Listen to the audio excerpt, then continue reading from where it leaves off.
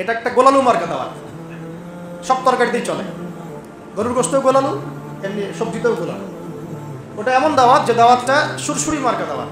আমার বক্তব্য মানে এড়িয়ে যাব, আমি বিপদ এড়িয়ে যেতে চাই, আমি দাওয়াতের কাজ করতে চাই, কিন্তু বাবা আমার গায়ে আমার যেন কোনো কাদা না লাগে, খুব সতর্ক।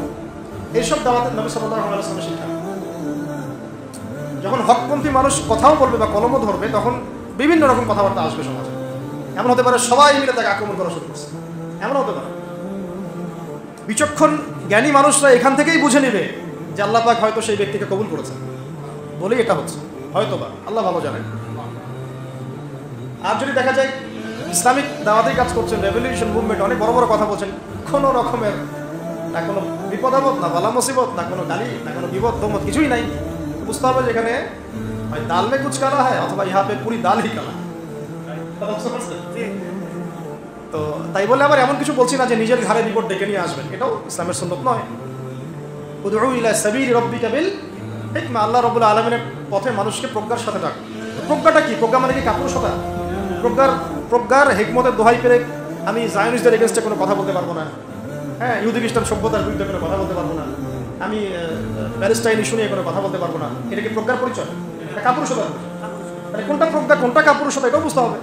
এখন দাওয়াতের অঙ্গনে নেমে আমি বুঝেছি যে বহু মানুষ হিকমা শব্দের দোহাই দিয়ে কাপুরুষ হয়ে গেছে। হিকমার দোহাই দিচ্ছে, এদিকে সে কাপুরুষতাকে লুকাতে চাচ্ছে, সে নিজের কাপুরুষতাকে হিকমা শব্দের আড়ালে লুকাতে চাচ্ছে।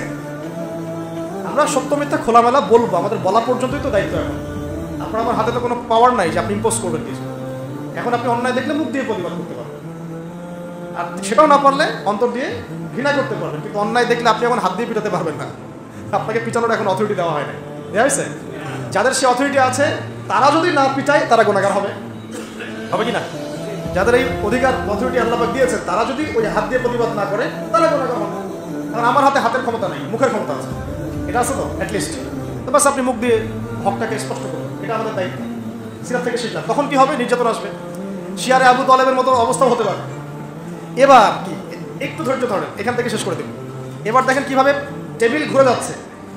এই চরম নির্যাতন, নিপীড়ন, খাবারের কষ্ট, শারীরিক কষ্ট, মানসিক কষ্ট, এর মধ্যে আবার আল্লাহ নবী সাল্লাল্লাহু আলাইহি ওয়াসাল্লামের যে মক্কার শেল্টার চাচা আবু তালেব, তিনিও ইন্তেকাল করলেন। আবু তালেব তিনিও ইন্তেকাল করলেন।